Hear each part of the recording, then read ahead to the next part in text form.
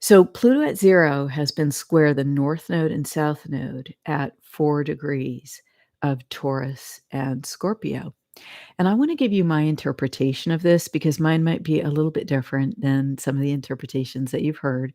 And the reason is I like to look at the north node and the south node, the head of the dragon and the tail of the dragon. I like to look at them as representations of the reptilian and reptile energy of the ancient human back brain, right? The reptilian brain, right? That the new human brain is sort of seated upon. Um, so we have the new reptilian energy and the old reptilian energy. And so the north node, or the head of the dragon, the head of the reptile, how do we upgrade that ancient energy? And how does that ancient energy upgrade itself, if that's even possible? Is it possible? Yes, it is. So when you have the north node in your chart, everyone has it. But when you have it in a place that's particularly meaningful, in my view, this is something new that your soul desires to create and achieve in your lifetime. And mine is in the third house of communications. So here I am doing something new with communications. I trust me, I never thought that I would be on video talking to people on the internet that I don't know, but many of you who I've come to know your energy at least, right? Some of you have been in my classes, and so I've gotten to know you personally. But I mean, which I'm so grateful for. But I never thought that I would be doing this because in my old life, I was extremely private. Okay. When I was in finance, I was extremely private. And that was part of doing that, in my view, was being very private. And the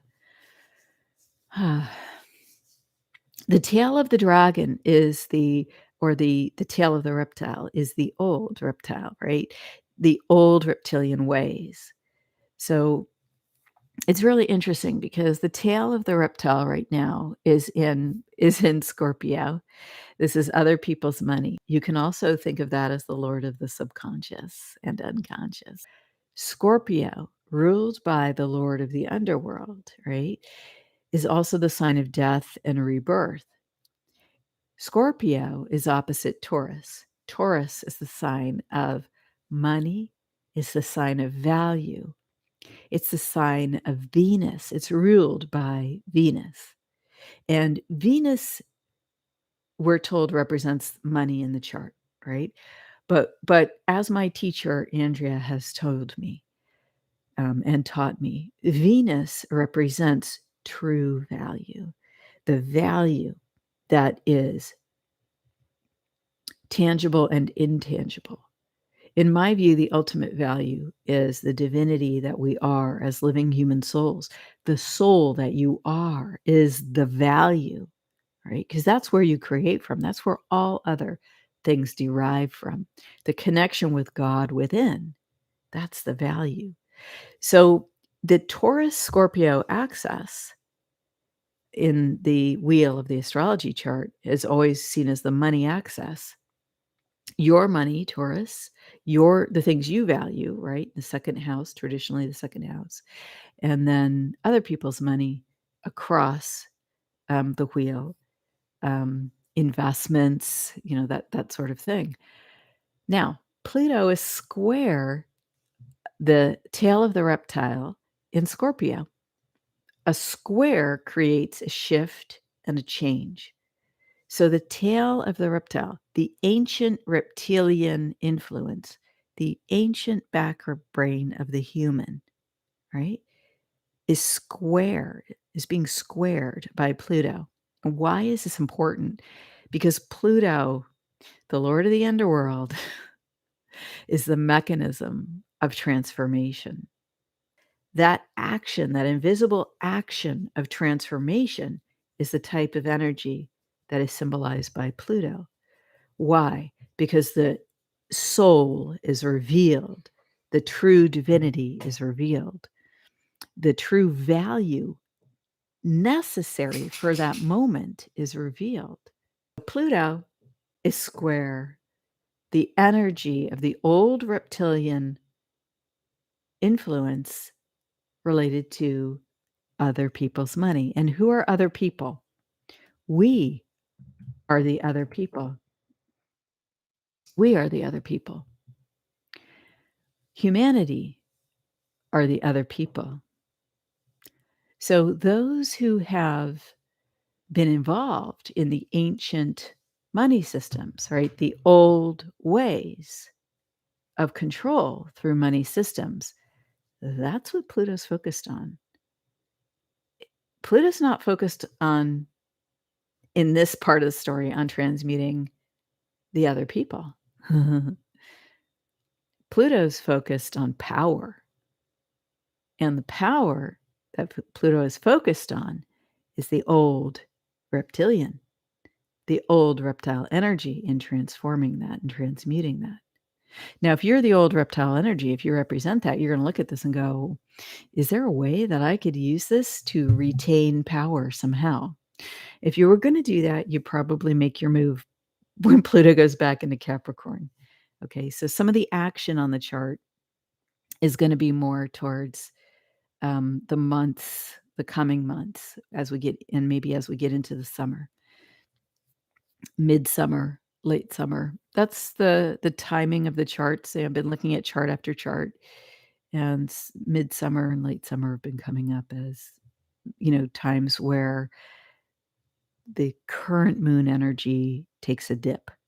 Okay, and I'm talking about the charts for Pluto going to 0 degrees Aquarius, and for the current new moon, and the moon chart for when moon conjuncted Pluto at 0 Aquarius. So when I look at the energies of all of these, it really tapers off to the summer.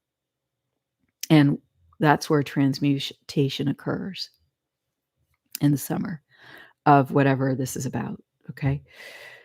On the other side of the chart, Pluto squares the head of the reptile, the new form, right? The new expression of value. How are we going to do this in a new way? Now, this is where we're involved, right? Because when Pluto squares, um, the North Node in Taurus, the traditional second house, the traditional sign of your money, right? Your resources, as an individual in your own chart, that's what the second house represents.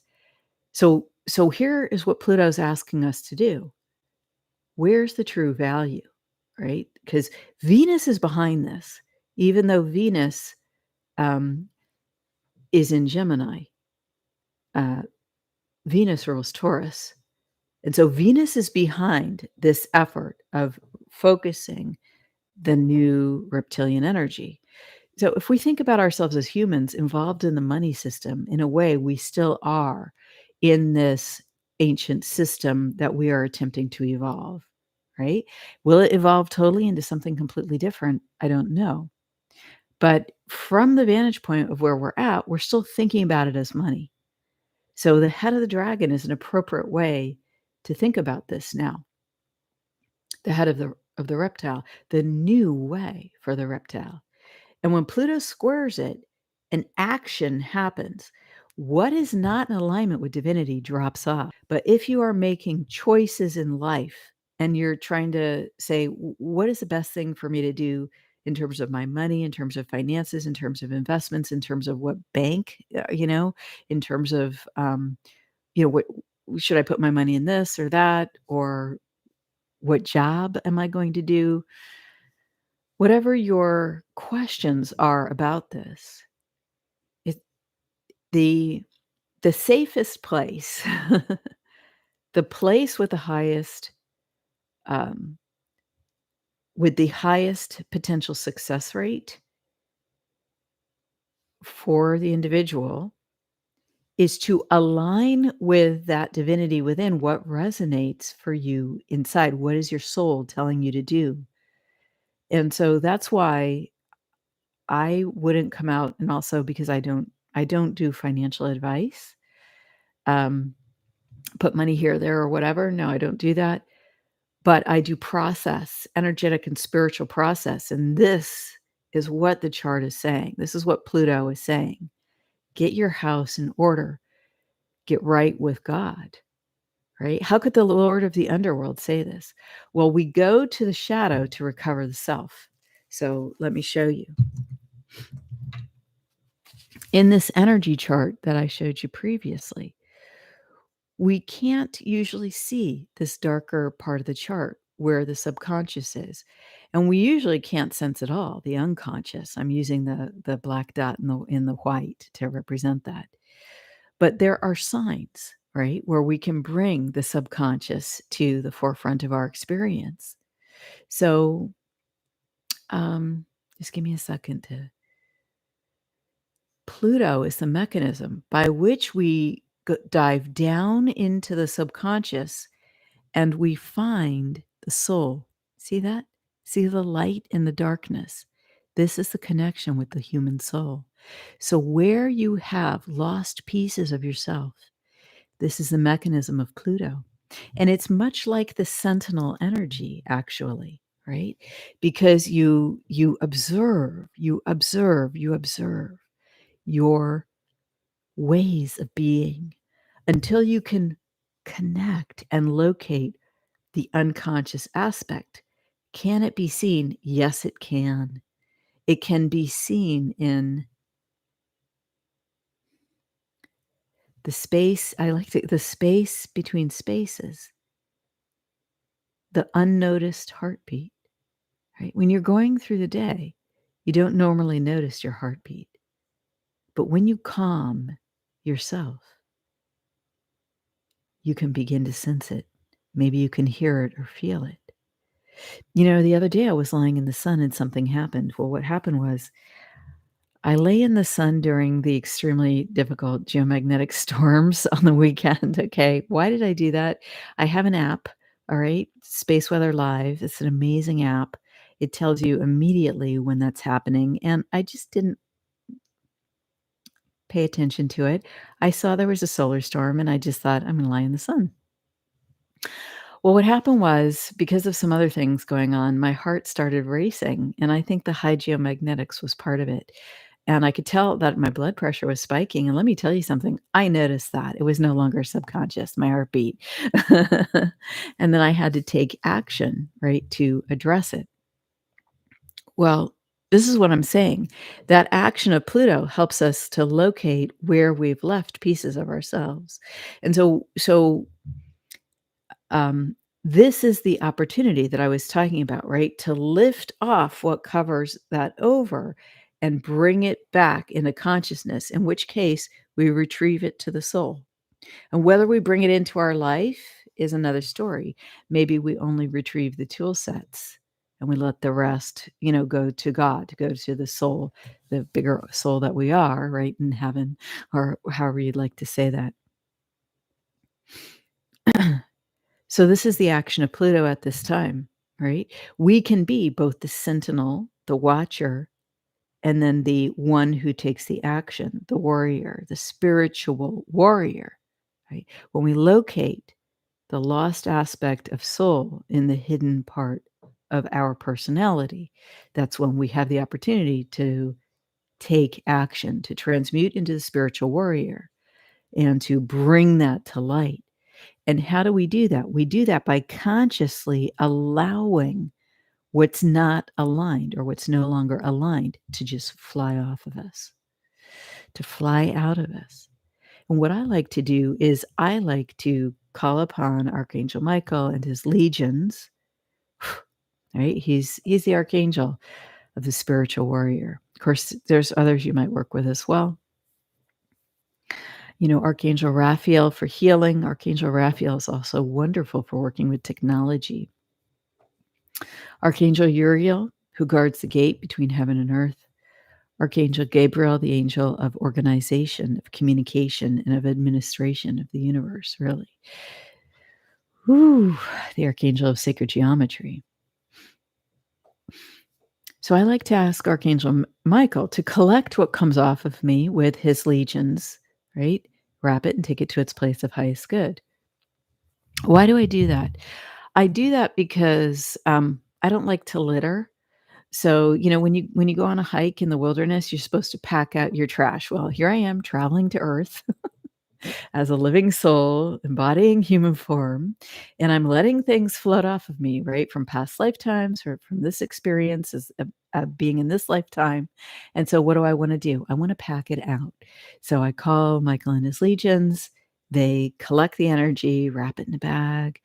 The Bible talks about binding, and this is essentially what they are doing. They're binding the energy, they take it to its place of highest good, and in divine timing, in the timing of highest good, according to divine will, they unbind it, they release it, or they transmute it and unbind it, whatever happens to be in God's plan.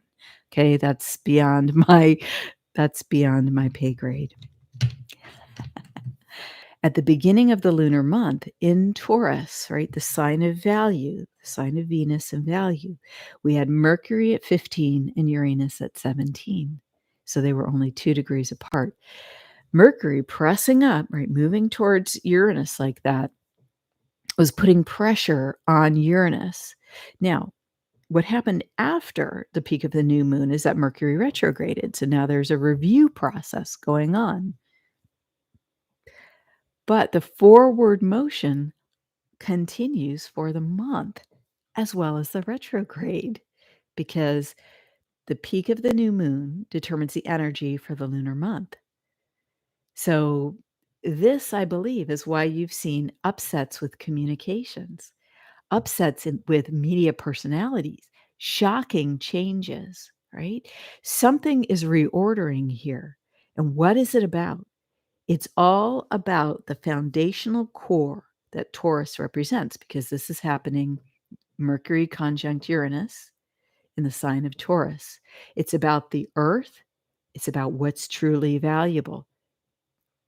It's about the most valuable resources of earth, which are the human beings of earth, the children of earth, and the soul embodiment of humans, adults and children on earth. These are the most important things on earth, the most valuable. Right? Of course, nature is valuable and so on, but humanity is a grand experiment, a precious, precious resource for the Creator, a precious experiment that the Creator participates in intimately. Just imagine, they talk about the life review, right? They talk about when you have an NDE, and I have a dear, close um, family member who had an NDE. And when she recently was talking to me about it and saying, if you get if you have an NDE, you get your life review, you've got to really, she's in training to be a minister as well. And so, sometimes she's doing her exhortations and I think practice with me, and I love to hear about it because I love to hear about Bible verses and interpretations of those.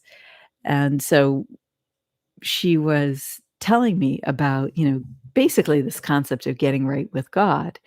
What she was saying is in her life review that she experienced, right, when she had a near-death experience, what she told me was that, you feel, right? She said you feel how the other person felt when you interacted with them. So this is her experience, and this is the experience of many people if you read about NDEs that they've had.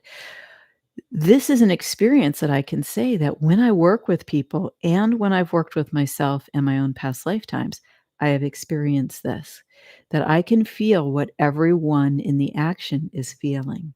I can feel what I was feeling. I can feel what the other people were feeling, both the good and the bad. So, to get back to what I was talking about, right? The core value here is the soul, the human soul on earth. So, what's not talked about is the positive aspect of the life review. What's not usually talked about is the Creator's personal experience through us as living children of the Creator, you know, gets to feel my reaction when I feel a loving touch, right? How beautiful is that? Venus and Taurus, right? Venus rules Taurus. That is what this is. The preciousness of a baby being born. The Creator experiences each of these moments with us. The Creator is present for each of these moments with us.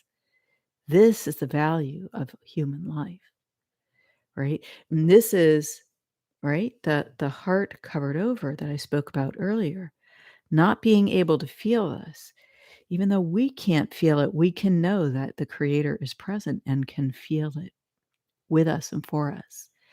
And that one day, if we apply ourselves and ask and focus, we will be able to feel it too. So now I'm talking about the astrology of the moment. And I'm talking about Mercury conjunct Uranus and why we've seen these shifts in media.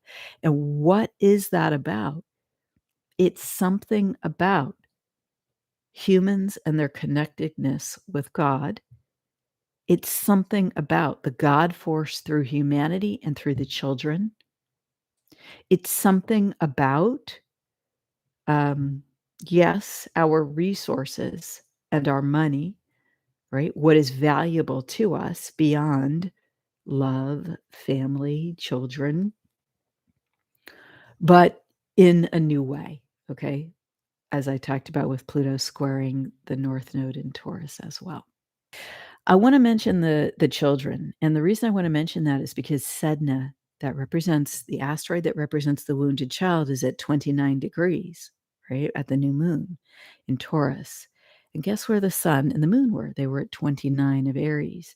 So there was a lot of intense focus of Mars energy in the shadow of Sedna, okay, semi-sextile exact. So what does that mean?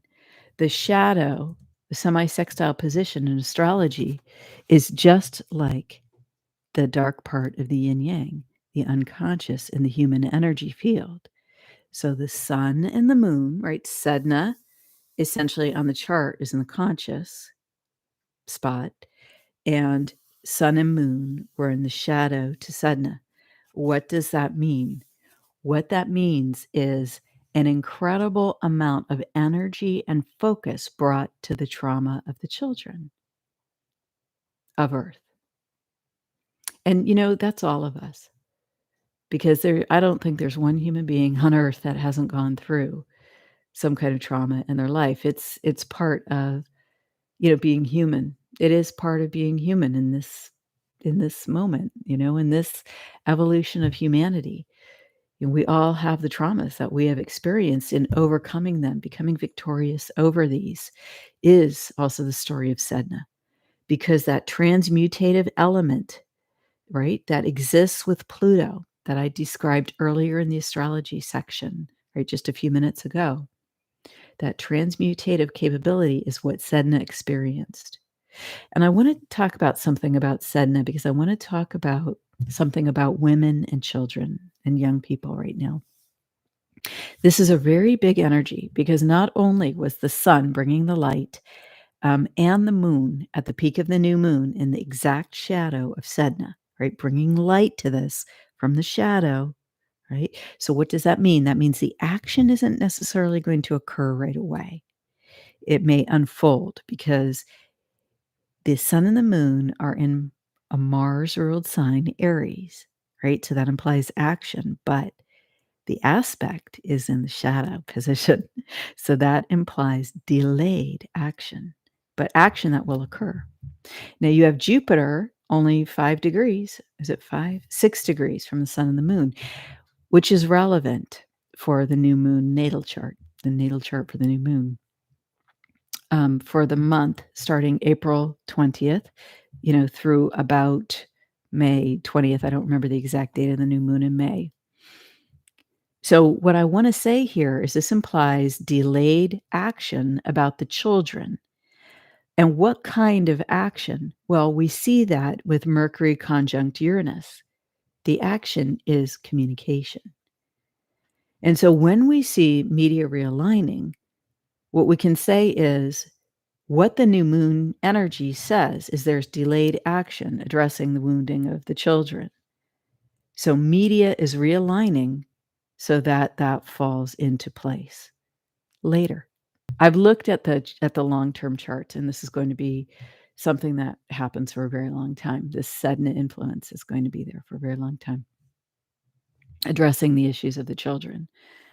Okay, so so there's one more thing I wanted to say about that, and this is something we don't think about Sedna, and I, again, wanna thank my teacher, Andrea. We were talking about Sedna and how she got into this woundedness in the first place. And, her father threw her overboard, right? She oh, well, I don't wanna go through the whole story. I wanna focus on this aspect because I've told the core part of the story in recent videos.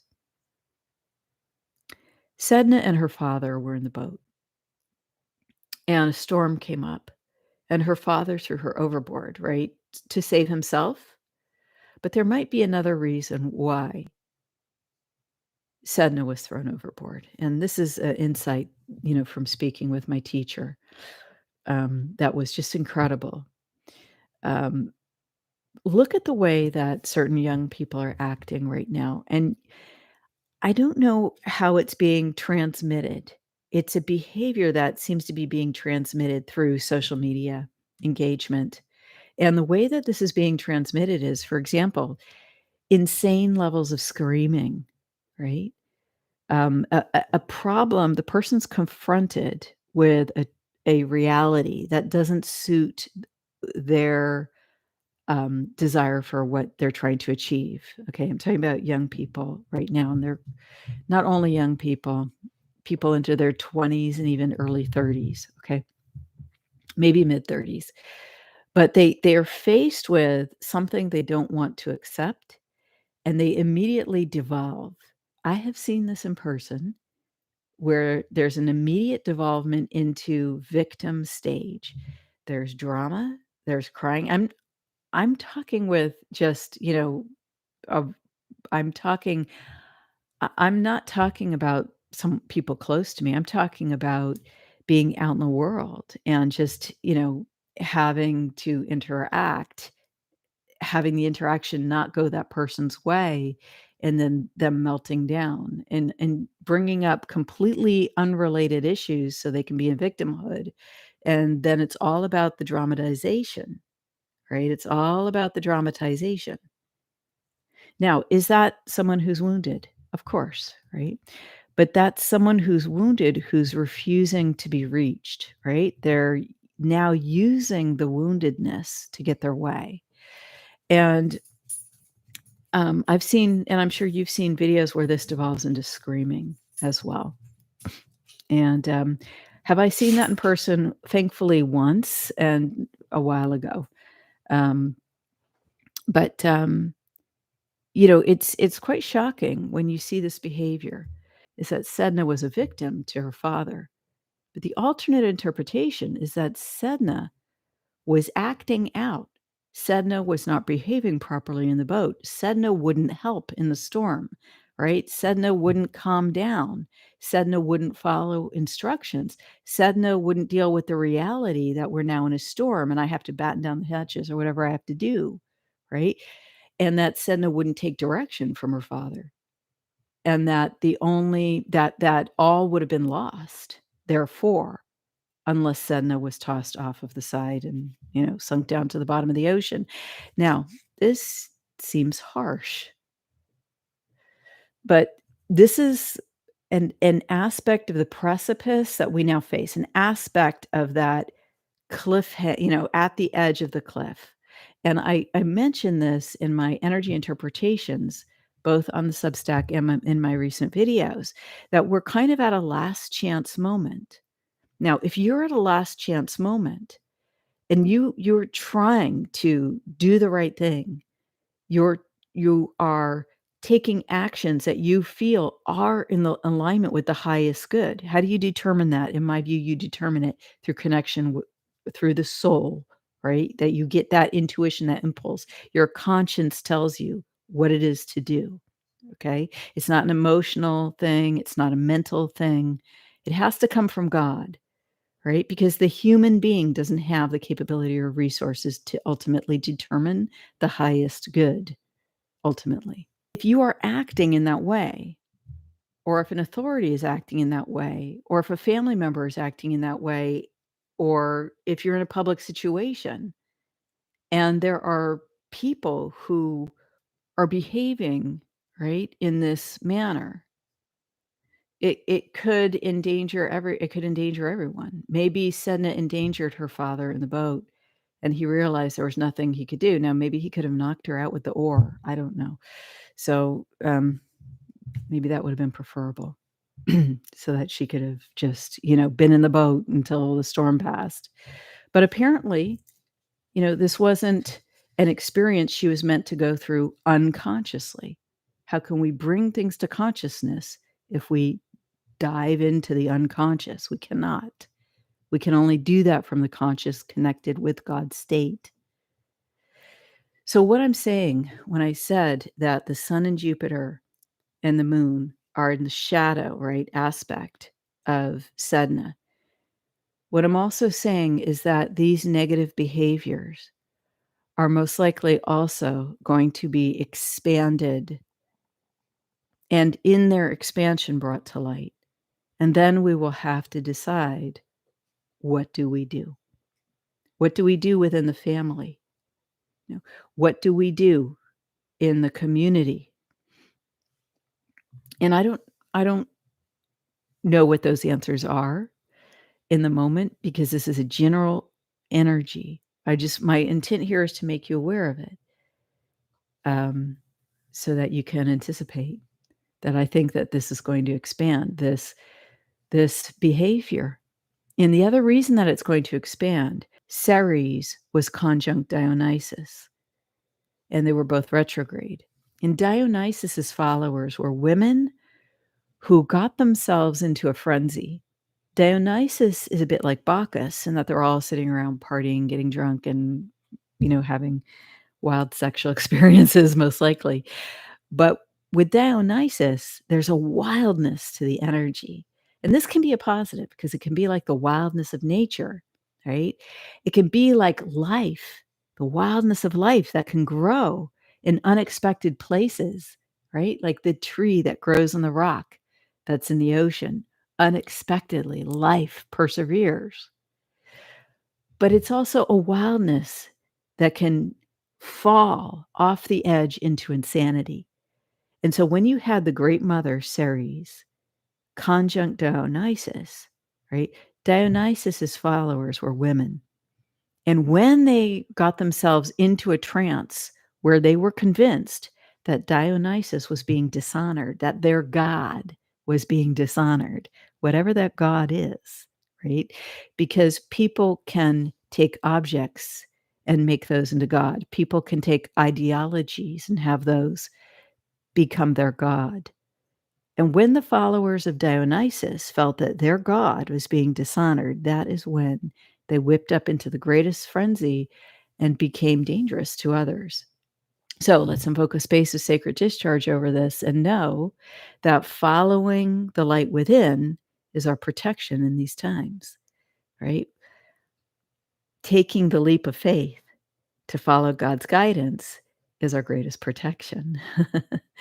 And from that role, right, from that connectedness with the light within, which is from the drawing before, right here, right, in our energy field, setting our parameters over what we will and will not experience, and then not trying to control everyone outside of us, but giving that energy to God, right? Once it emits from my field, it's in God's hands, right? And so I don't try to even control my own energy, let alone others, because they have this set up too. They have God within them as well, whether or not a person can feel that. The connection of the soul is always there. Okay? So this is, you know, the safest place is in the heart. The safest place in these precipitous times is in one's connection with God, with divinity, is in the practice of that and the practice of developing Christ consciousness. What is that? A fifth dimensional state of consciousness, a state of connected prayer, right? A state of being fully connected with the soul that you are, which is the living flame of God, the living light. And in my view, the Christ energy, right? That Jesus embodied that one to one. And that's why he was called God, because that is the living flame of God. Within the human is the living soul. And that is present in some people more than others. And so the practice of these things now, before the action begins, because I don't know when the action's going to begin, but at some point there's going to be some action, right? We've got Uranus and Taurus, the shift of the earth. And so aligning with that astrological energy, we can shift ourselves into alignment because we are the earth. I am the earth. You are the earth. This body in human form is the earth, right? When you are birthed from your mother, one like baby comes out of a woman, that is the earth birthing the earth. That is the old earth birthing the new earth, all right? And the old earth, with the old energies of trauma, of experience, within this earth, the old earth that I am, I can birth the new earth once again by connecting with the light of my own soul and bringing that out into form. And when I do that, that is when I consciously or subconsciously create emanations from my field that reflect that.